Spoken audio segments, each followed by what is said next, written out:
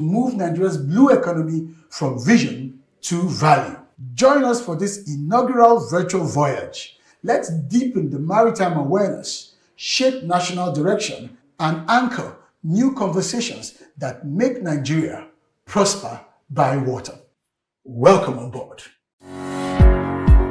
The ocean covers more than 70% of our planet. It generates life, connects economies, and holds boundless opportunities for sustainable prosperity. But for too long, Africa, and Nigeria in particular, has overlooked the vast potential of the blue economy. That's why we've created the Blue Economy Academy, BEA, to equip professionals, policymakers, and entrepreneurs with the actionable knowledge to unlock the wealth of our ocean-based industries. The Blue Economy Academy is Nigeria's first specialized training hub, focused on preparing industry leaders for the evolving ocean economy. We train professionals in maritime, fisheries, offshore energy, coastal development, ocean finance, and governance, providing them with knowledge you can use. Our training model is built on 10 core pillars, covering every major sector of the blue economy, from sustainable shipping and offshore energy to ocean governance, climate resilience, and entrepreneurship.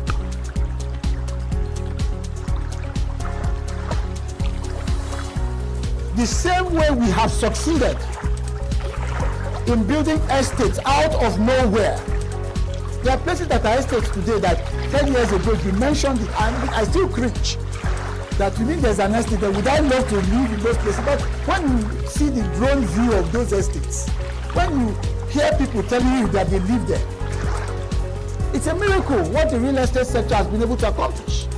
And we now know from the current rebasing of the GDP, the preliminary submission is that real estate has overtaken oil and gas in terms of GDP performance.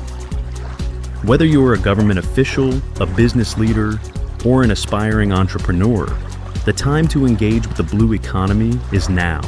Join us at the Blue Economy Academy and let's shape the future of ocean prosperity together. Nigeria has long been behind the curve in leveraging its ocean assets, but with the right expertise, leadership, and strategic investment, we can become a powerhouse in the global blue economy. At BEA, we do more than teach. We create industry impact by fostering innovation, partnerships, and investment opportunities in ocean-based sectors.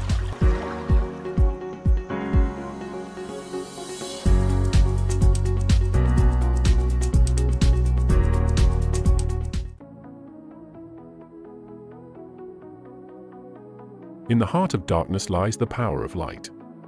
Nigeria, rich in sun and oil, often overlooks a third gift, the ocean's energy.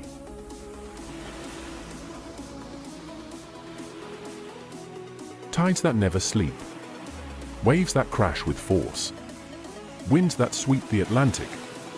Nigeria's coastline holds immense, renewable energy waiting to be tapped.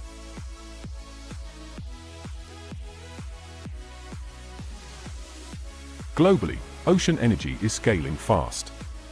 In West Africa, Nigeria is best placed to lead if it invests. New projects are exploring wave buoys, underwater turbines, and floating solar arrays. Startups in Lagos are working on energy harvesting seawalls and hydrogen extraction from seawater. With the right research, we could power homes, desalinate water, and energize ports, all from our waves. Challenges remain. High startup costs, grid integration, harsh marine conditions. But with public-private partnerships, local manufacturing, and training, we can leapfrog. Imagine rural electrification powered by tide. Imagine powering port operations with waves instead of diesel.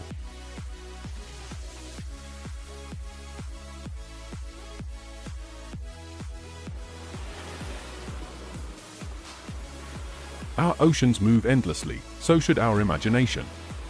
The future of energy isn't just under our feet. It's rolling in, wave by wave.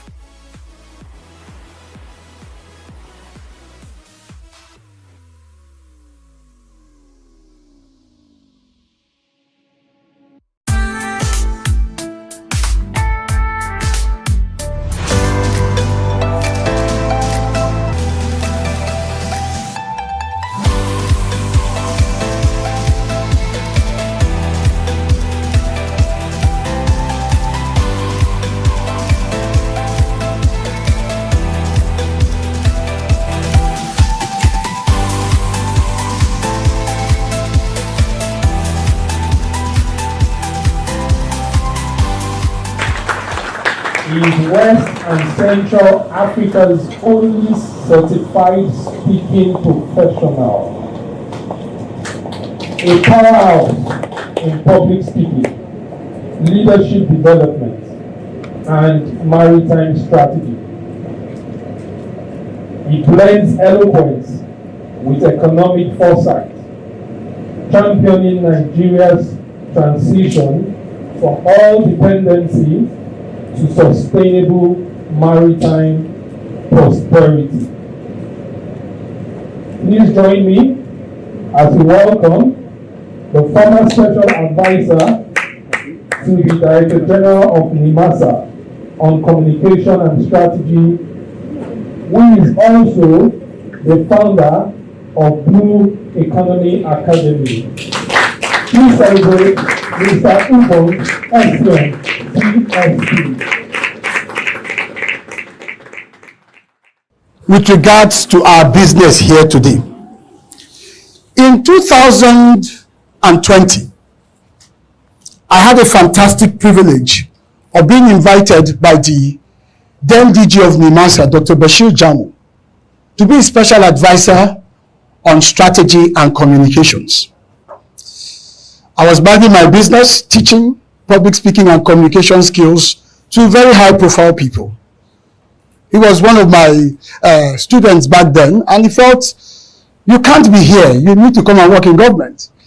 And I said to him, hell no. Those are my words to him. Hell no. Leave me alone, let me mind my business.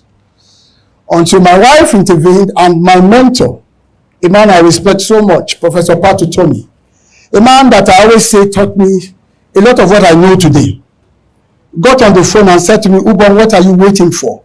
You need some experience in government.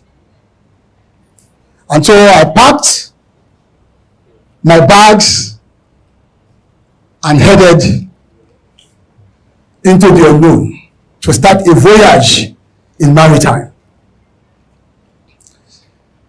Now, I was thrown into that sector without any orientation. I had to work at the highest level with the chief executive day in, day out, and I had to learn very fast. The politics of it, and I'm glad I have an SSA here so he understands what I'm talking about. The politics of it, and of course, the technicalities of maritime. And one of the things I quickly discovered, which is really what is going to buoy what I share with you today, is that the real money is not in how much NIMASA collect or was collecting, or in those contracts. The real money, the real wealth was in the maritime sector itself. The entire ecosystem of what we now know and recognize as the blue economy. But before I proceed, permit me to also extend my respect and acknowledgement of the presence of the SSA to the Governor on Housing Ministry of Lagos State, Honorable Ayo Amodu. Honorable, my apologies, sorry, this just came to me. So we're in good hands. We have two SSAs here. So I feel a kindred spirit knowing the roles of special advisors to principal officers.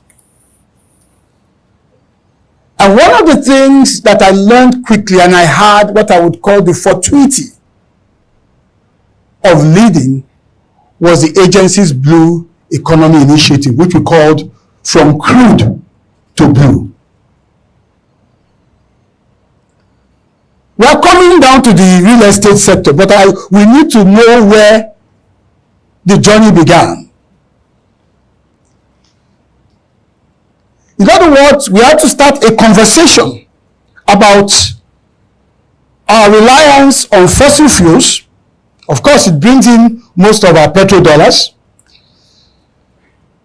But does it really bring in, as a sector, the developmental expectations in terms of economics? 6 years ago, it was a report in the Nation newspaper. NLNG and NCDMB signed a $12 billion deal for LNG Train 7 to employ 10,000 people. Please, I want to crave your indulgence. Let's just deal with estimate values here.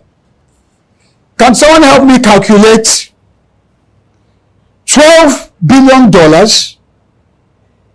across 10,000 jobs? How much will it be per job? Anyone with any device, please.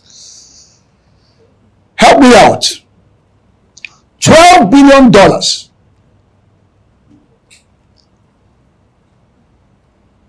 by 10,000 jobs. We are talking estimate values. We know that was an investment, but let us just cut the promoters of the project some slack. Let's say that was the total money meant for job and everything associated with it. What do we have per person? $1.2 million. So let's just say, for the sake of argument, $1.2 million multiplied by 1,500 naira.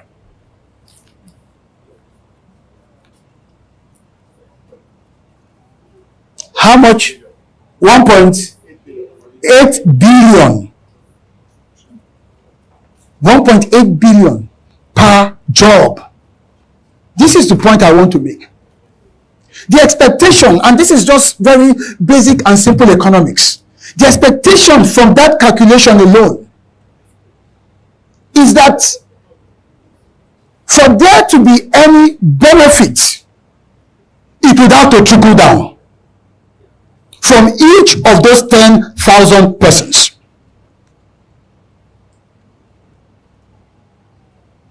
What is called trickle down economics. So if 5,000 of us decide to go and stash 50% of that money somewhere in the US, what is its economic value? It's practically zero. This scenario is just an example of how enclave in nature, how restricted in nature the oil sector is. It demands huge investments, huge capital outlays per project. But its economic effects is so limited, so restricted. That's why if I were to ask each of you here, if you know anyone that works in the oil sector, you'll have to rack up your head. It's an exclusive economy, it's an exclusive club. Nigeria cannot grow economically on the strength of an economy that is on the strength of a sector that is exclusive, enclave by nature. We have seen it. And so it makes sense for us to say, out of that 12 billion, estate surveyors and valuers, we're going to invest just 1 billion out of that 12 billion in real estate. What do you think will happen in terms of employment? I'm asking you, anyone, this is an open conversation now. You know your numbers, you know your business. Will it employ just 10,000 people? Estate players in the estate sector, will it employ just 10,000 people? Give me a guess. Give me a guess. $1 billion investment in real estate across, maybe let's say a PPP project. Let's say we're building some smart cities. Let's say we're building some set of estates. Can someone give me a number, please? Pardon? Over 20,000? Any other person? It certainly will be much more than 12 billion to 10,000. So I share this with you to present to you a picture of two cities, a tale of two cities, or a tale of two economies. Oil and gas, which we have relied upon to drive our economy, and then the blue economy, which in itself is an emergent economy, an expand sector. And we're going to see some of the thinking behind it. And if I am able to help everyone in this room, whether you're a policymaker or a practitioner, to shift your thinking, then the possibilities will be endless. So, the blue economy and the real estate development, the sea of opportunities before us. The World Bank tells us that if the ocean were a country, it would be the 7th largest economy in the world. Let's start with that premise. The 7th largest economy in the world. The 6th largest economy is the UK. So after the UK, the ocean economy would be the 2nd largest in the world. For very obvious reasons. 70% of our planet is water. 70%. And the economic sustenance of the planet itself, apart from the biology of it, is water. How? Global trade.